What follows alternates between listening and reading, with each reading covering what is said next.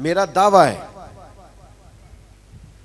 کہ 90-95% لوگ مسئلہ طلاق کا پوچھتے ہیں، اور زیادہ تر وہ ہوتے ہیں جو کہتے ہیں میں 3 طلاقیں اکٹھی دے بیٹھا ہوں، اب بتائیں کیا کرنا ہے۔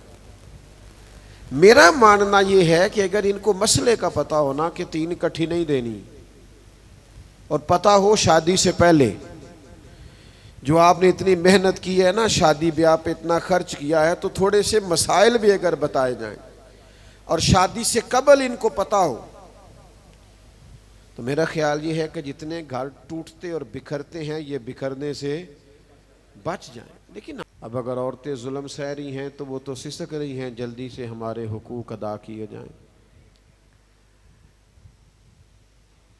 اگر غلاموں پہ ظلم ہے تو غلام تڑپ رہے ہیں کہ ہمیں اس غلامی سے نجات دلائی جائے۔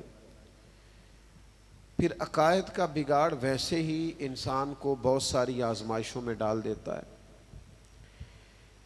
تو اتنے کٹھن حالات تھے اور ہر عنوان ہی اس قابل تھا کہ اس پر توجہ دی جائے، لیکن صدیوں کے بعد آسمان کا جو زمین سے پہلا رابطہ ہوا اور غار حرا میں جو پہلی وحی نازل ہوئی، آپ بظاہر دیکھیں تو ان سارے موضوعات پر کسی پر بھی وہ کلام نہیں کرتی۔ نہ اس میں بظاہر عقیدہ توحید کی بات ہے، نہ عورتوں کے حقوق کی بات ہے، نہ بظاہر اس میں غلاموں کی داد رسی کی بات ہے۔ پھر سمجھیے آپ، صدیوں سے لوگ آزمائش اور پریشانی میں ہیں، لیکن جو پہلی وحی آتی ہے نا، اس میں ان میں سے کوئی بات ڈسکس نہیں ہوتی، بلکہ فرمایا اقرا، پڑھو، اقرا بسم ربک الذی خلق، پڑھو اپنے رب کا نام لے کر جس نے پیدا کیا ہے، پڑھو۔ یعنی خرابیاں کتنی زیادہ ہیں، عقائد کا مسئلہ ہے، معاملات کا مسئلہ ہے، ظلم و زیادتی کا مسئلہ ہے، صداقتیں بے حجاب کر دے، حقیقتیں آشکار کر دے، ہر ایک ذرہ یہ کہہ رہا ہے اور مجھے آفتاب کر دے۔ بڑے سنگین مسائل تھے، ہر مسئلہ ضروری تھا، لیکن صدیوں کے بعد جو پہلا رابطہ ہوتا ہے تو اس میں پہلا حکم یہ ہوتا ہے، پہلی نصیحت یہ ہوتی ہے، اقرا، پڑھو۔ اس کا ایک ہی مطلب سمجھ میں آتا ہے کہ پڑھو گے تو عقیدے بھی ٹھیک ہو جائیں گے، پڑھو گے تو عورتوں کے حقوق کی بھی سمجھ آ جائے گی، جب پڑھو گے تو مظلوموں پر ظلم سے باز آؤ گے، جب پڑھو گے تو غلاموں کے حق تمہیں یاد آئیں گے۔ تمام مسائل کا ایک ہی حل بتایا، پڑھو، تعلیم حاصل کرو، لیکن تعلیم وہ والی حاصل کرنا جو تمہارے رب کے نام سے شروع ہوتی ہے۔ قرآن و سنت کی تعلیم پڑھو، سنت و حدیث کو پڑھو، تاکہ تمہارے سارے معاملات درست ہو جائیں۔ بعض اوقات نا کسی کمرے میں اندھیرا ہو نا، اس میں بہت سارے موذی جانور جمع ہو جاتے ہیں، کھٹمل بھی آ گیا، بچھو، سانپ بھی آ گیا، اس کے اندر چھپکلیاں بھی آ گئیں، اس میں بہت سارے موذی جانور جمع ہو گئے۔ اب آپ اس اندھیرے والے کمرے میں وہ جانور مارنا چاہیں گے تو وہ مریں گے نہیں، ہو سکتا ہے الٹا نقصان دے۔ آپ چھپکلی کو مارنے لگے تو سانپ ڈس لے، آپ بچھو کے قریب جانا چاہیں تو کوئی اور موذی جانور آپ کو کاٹ لے۔ بہت سارے جانوروں کو اندھیرے میں مارنا مشکل ہوتا ہے، اس کا ایک ہی حل ہے، آپ کمرے میں لائٹ جلا دیں، کمرے میں روشنی کر دیں، آپ روشنی کر دیں، شاید آپ کو جانور مارنے نہ پڑے، ویسے ہی بھاگ جائیں گے۔ یہ دنیا میں جتنے بھی اندھیرے ہیں نا، ان سب کا ایک ہی حل ہے کہ آپ علم کی روشنی کر دیں، آپ روشنی پھیلا دیں۔ یہ جب علم آ گیا نا، علم، کتاب و سنت کا علم جب آ گیا تو اخلاق سنورنے لگتے، کردار بدلنے لگتے، تربیت ہونے لگتی ہے۔ آپ نے کبھی زندگی میں تجربہ کیا ہوگا کیا آپ نے دین کا کوئی مسئلہ سنا ہوا ہونا؟ کبھی جمعے میں کسی محفل میں یا کسی عالم کی صحبت میں کبھی کوئی مسئلہ سنا ہوا تھا، وہ بات آپ نے سنی تھی، آپ کو یاد تھی، وہ جس چیز کے بابت آپ نے وہ مسئلہ سنا ہوا ہوگا نا، جب وہ کام آپ کے سامنے آئے گا تو ایک دفعہ وہ چیز یاد ضرور آئے گی کہ یار میں نے اس کے بارے میں یہ سنا تھا۔ آپ عمل کریں نہ کریں لیکن ایک دفعہ اگر آپ کے ذہن میں ہو تو بات یاد آتی ہے۔ یہ فطری اصول ہے، آپ دین کا علم سیکھ لیں انشاءاللہ وہ آپ کو یاد آئے گا، اور ایک دن آئے گا اتنا یاد آئے گا، اتنا یاد آئے گا کہ آپ عمل کرنا بھی شروع کر دیں گے۔ پر پہلی شرط یہ ہے، سمجھنے والا مقام یہ کہ اس علم کو سیکھیں۔ یہاں علماء بیٹھے ہیں، دن میں اگر 100 آدمی مسئلہ پوچھتا ہے نا کسی عالم سے، مسائل پوچھے جاتے ہیں تو کچھ نہیں تو 90-95 مسئلے طلاق کے ہوں گے۔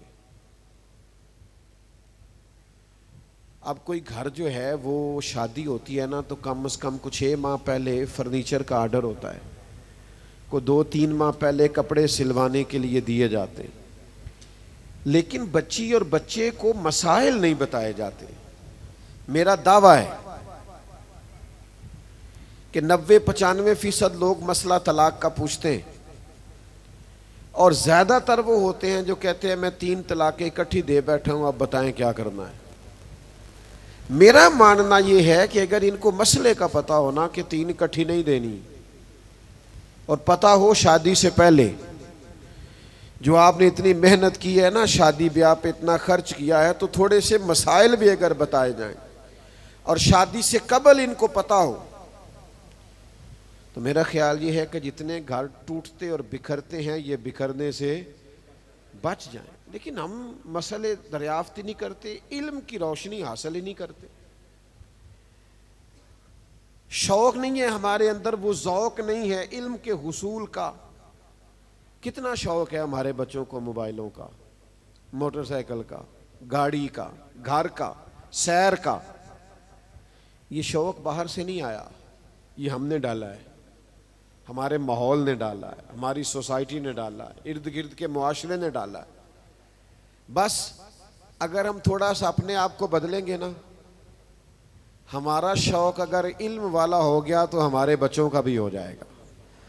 آپ ذوق علمی پیدا کریں۔ حضرت کثیر بن قیس روایت کرتے ہیں کہ دمشق کی جامع مسجد میں بیٹھے تھے، ایک آدمی مدینہ منورہ سے چل کے آیا،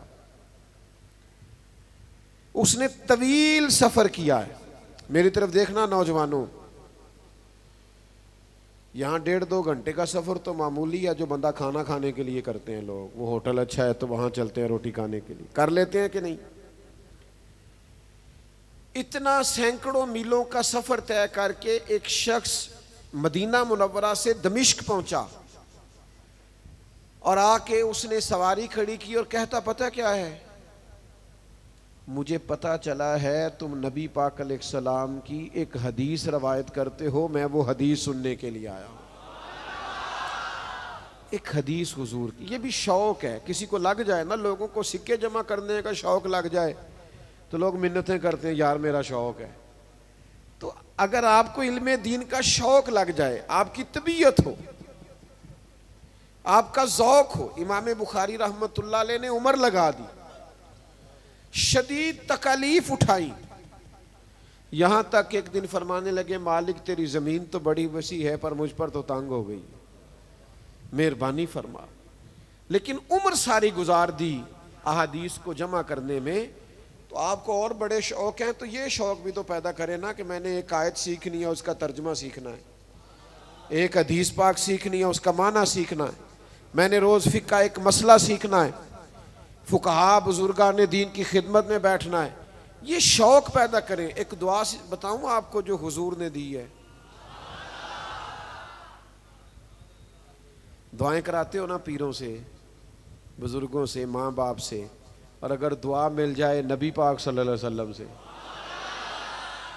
حضور سے اگر دعا مل جائے، اجابت کا جوڑا عنایت کا صحرا، دلہن دلہن دلہن بن کے نکلی دعائے محمد، اور اجابت نے جھک کر گلے سے لگایا، بڑی ناز سے جب دعائے محمد صلی اللہ تعالی علیہ وسلم. کیوں کہ خدا کی رضا چاہتے ہیں، دو عالم خدا چاہتا ہے رضائے محمد صلی اللہ تعالی علیہ وسلم. حضور نے دعا دی ہے.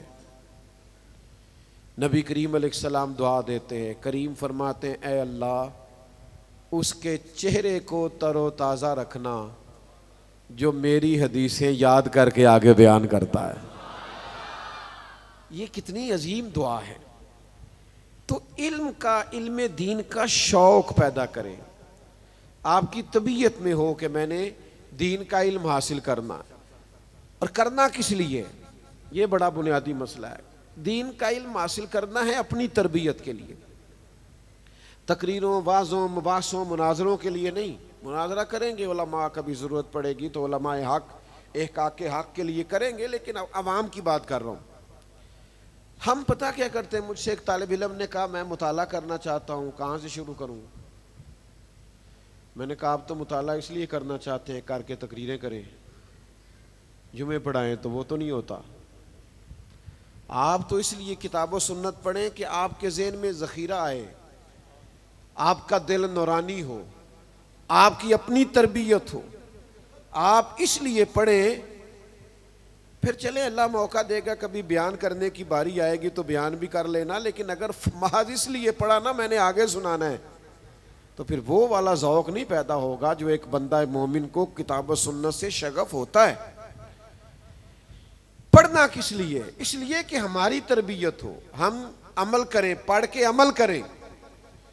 پرانے لوگ کوئی چیز سیکھتے تھے پھر اس پر عمل کرتے تھے. حضرت انس بن مالک رضی اللہ تعالیٰ عنہ فرماتے ہیں ایک صحابی اپنا گھر بنا رہے تھے اور چھتوں تک پہنچ گیا تھا، گھر دیواریں بلند ہو گئی. تو میں ان کے قریب سے گزرا، میں مسجد میں نماز کے بعد بیٹھ گیا سرکار کی عالی مرتبت بارگاہ میں، اور وہ آ گئے تھے نماز کے فوراً بعد. میں ان کے قریب سے گزرا تو السلام علیکم کہا تو وہ مجھ سے فرمانے لگے کہ آپ مسجد میں بیٹھ گئے تھے، میں تو آ گیا تھا، کوئی نئی آیت تو نہیں نازل ہوئی؟ تو میں نے کہا ایک آیت میں سن کے آیا ہوں نا. کہا وہ کون سی؟ فرمایا اللہ فرماتا ہے اقترب للناس حسابهم وهم فی غفلۃ معرضون. لوگوں کے حساب کا وقت قریب آ گیا ہے پر وہ ابھی بھی غفلت میں منہ پھیرے ہوئے. فرماتے میں نے انہیں آیت سنائی اور میں آگے گزر گیا. مجھے پیچھے سے کچھ گرنے کی آواز آئی، میں نے پلٹ کے دیکھا تو وہ دیوار سے چھلانگ لگا کے نیچے آ گئے تھے. میں واپس ہوا، میں نے ان سے کہا مکان نہیں بنانا. کہنے لگے آپ نے تو کہا ہے قیامت کا حساب کا وقت قریب آ گیا ہے، ابھی آپ نے آیت سنائی ہے تو میں اب آخرت کی تیاری کروں گا. تو وہ جو سنتے تھے وہ ان پر اثر انداز ہوتا تھا، عمل کرتے تھے. لن تنالوا البر حتى تنفقوا مما تحبون. جب یہ آیت نازل ہوئی کہ تم ہرگز بھلائی کو نہیں پہنچ سکتے جب تک اپنی پیاری چیز خرچ نہ کرو، تو جس صحابی کو گھوڑا پیارا تھا وہ گھوڑا لے کے آ گئے، جن کو باغ پیارا تھا انہوں نے وہ باغ پیش کر دیا، اور کہیں کسی بزرگ کو شکر سے پیار تھا تو وہ شکر کی بوریاں خیرات کرنے لگے. پیار وہ عمل کرتے تھے. ہمارے ہاں لوگ کوئی مسئلہ پوچھتے ہیں تو لڑائیاں کرتے ہیں، بحث کرتے ہیں. وہ میں جی فلانی جگہ سے مسئلہ سن کے آیا ہوں، ہمارے امام صاحب تو ایسا نہیں کرتے. حالانکہ مسئلہ چاہے خالص فروئی ہو، اولا غیر اولا کا مسئلہ ہو، لیکن لوگ بحث کرتے، اتنی بحث کرتے ہیں بعض اوقات لگتا ہے دین دنیا میں آئے ہی بحث کے لیے. عمل کریں، اپنی تربیت کریں، اپنے اوپر نافذ کریں.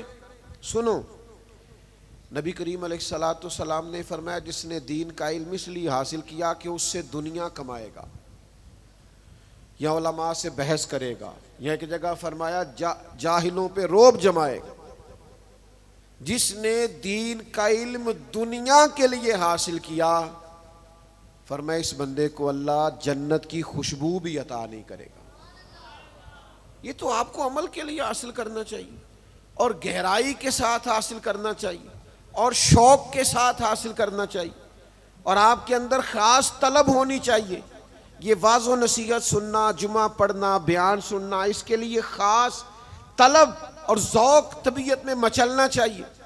لیکن وہ ہم ہر چیز کو روایتی لیتے ہیں، ہمارا مزاج نہیں ہوتا۔ میں نے دیکھا ہے کہ لاکھوں روپیہ دے کے لوگ ڈگریاں حاصل کرتے ہیں دنیاوی، مہنگا ترین ٹیچر ہے، فیس دے کر کے اس سے پڑھتے ہیں، لیکن مسجد میں کہا جاتا ہے فری سن لو قرآن اور حدیث۔ لوگ موٹیویشنل اسپیکر کے پاس جاتے ہیں، کئی ہزار کی سیٹ بک کراتے ہیں آگے بیٹھنے کے لیے، اور پھر گھنٹہ 2 گھنٹہ کا لیکچر سنتے ہیں تاکہ طبیعت کسی طرف مائل ہو۔ اور مولانا بیچارے جمعے میں صرف اتنا کہتے ہیں، میرا ایک کی مطالبہ ہے، ذرا ٹائم پہ آ جایا کرو۔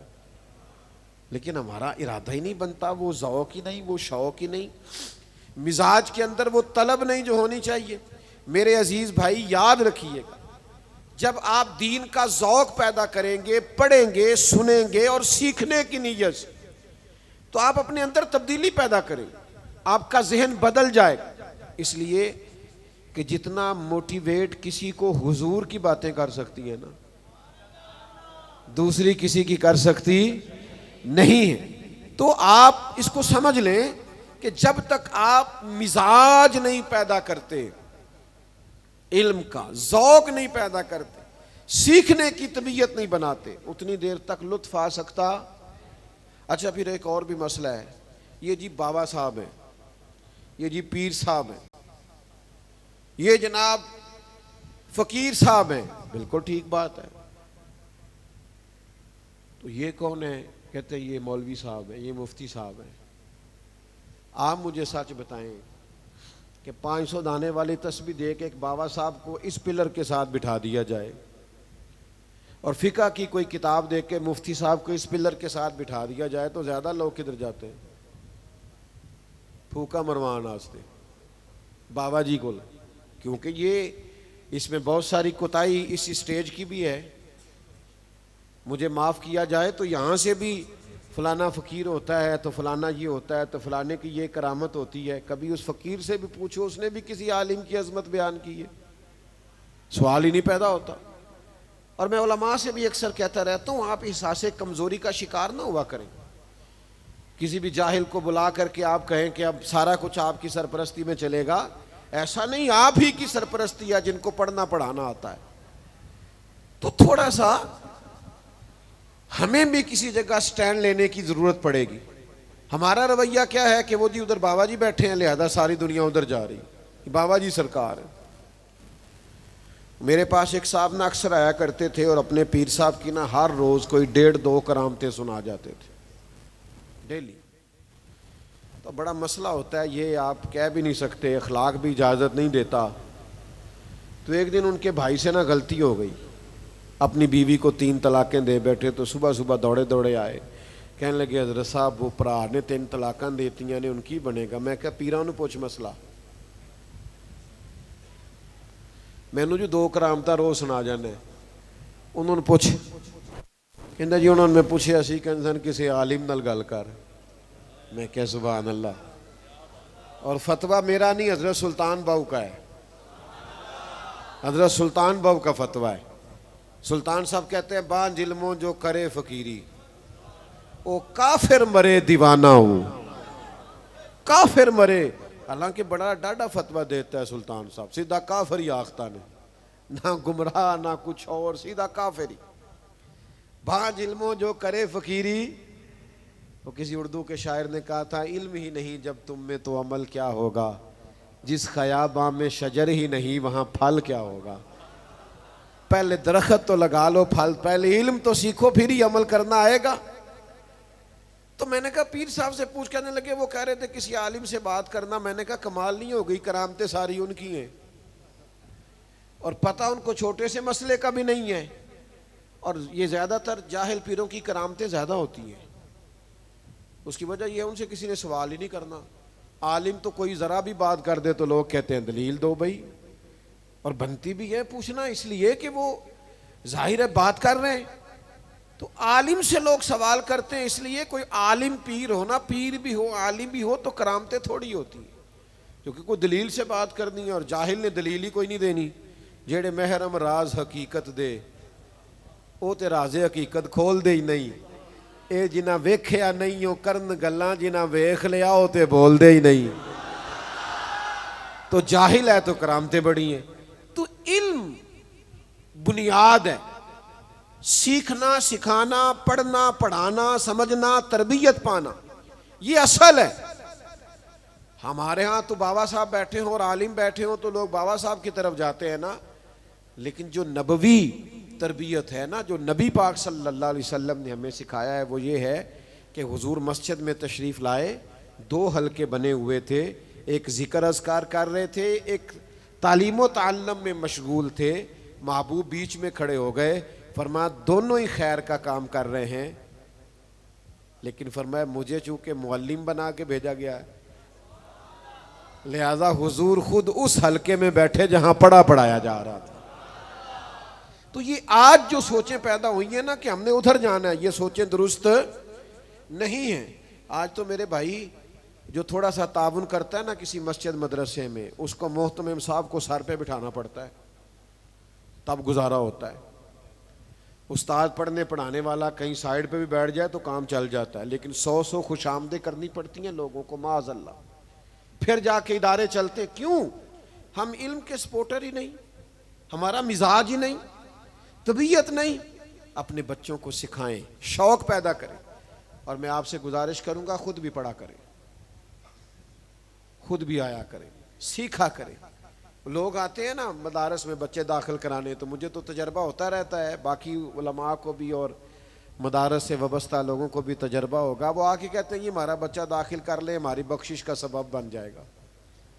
تو میں کہتا ہوں ابھی آپ کی 35 سال عمر ہے، آپ خود اپنی بخشش کے لیے کوشش کیوں نہیں کرتے؟ آپ خود آئے نا بھائی، آپ خود پڑھیں. آپ کو کیا مسئلہ ہے؟ آپ نے اس پہ تکیہ لگا لیا ہے، آپ آ جائیں خود پڑھیں. 40 سال عمر ہوئی، ایک صاحب مجھے کہنے لگے زبان موٹی ہو گئی ہے، 40-45 سال عمر ہو گئی، اب پڑھنا تلفظ ٹھیک کرنا مشکل ہو گیا ہے. تو میں نے کہا یہ کل موبائل آیا ہے، سب کو واٹس اپ کرنا آ گیا ہے، سٹیٹس لگانا آ گیا ہے. پہلے ہم دفتروں میں جاتے تھے نا کبھی پٹواری کے پاس یا کسی دفتر میں، تو اوپر سے بڑے بڑے وہ رجسٹر اتارتے تھے، جب اتارتے تھے تو گرد بھی سروں پہ پڑتی تھی. تو پھر کمپیوٹر آ گیا، تو میرا خیال ہے سارے سرکاری ملازموں نے نوکریاں چھوڑ دی ہوں گی کہ ہم سے نہیں کمپیوٹر سیکھا جاتا. چھوڑ دی؟ کیا کیا ہے؟ اللہ تہاڈا بھلا کرے. تو اگر 40-45 ہزار کی نوکری بچانے کے لیے کمپیوٹر سیکھا جا سکتا ہے نا، تو قبر اشر بچانے کے لیے قرآن بھی سیکھا جا سکتا ہے. اگر تھوڑی سی نوکری بچانے کے لیے، تنخواہ بچانے کے لیے کمپیوٹر سیکھ سکتے ہو، کورسز کر سکتے ہو، تو آخرت بچانے کے لیے قرآن بھی سیکھو اور کمال سیکھو اور خوب سیکھو. دنیا میں ناز کرتے ہو نا، فخر کرتے ہو، تو میرے نبی پاک نے فرمایا اگر ناز کرنا ہو تو 2 لوگوں پہ کرنا، فخر کرنا ہو، رشک کرنا ہو تو 2 لوگوں پہ کرنا. یا رسول اللہ صلی اللہ علیہ وسلم کس کس پر؟ فرمایا ایک جسے اللہ مال دے، وہ صبح بھی رب کی راہ میں خرچ کرے، شام بھی اللہ کے راستے میں خرچ کرے. اور فرمایا دوسرا جسے اللہ قرآن و سنت کا علم دے، وہ صبح بھی لوگوں کو سکھائے، شام بھی لوگوں کو سکھائے. فرمایا ناز کرو اس پر، ناز، فخر کرو. میرے دوستو علم دین کو پڑھیے، علم دین سے وابستہ ہو جائیے. اور آخری بات آپ سے پتہ کیا کرنی ہے؟ مدارس کو اور دینی لوگوں کو سپورٹ کیا کریں.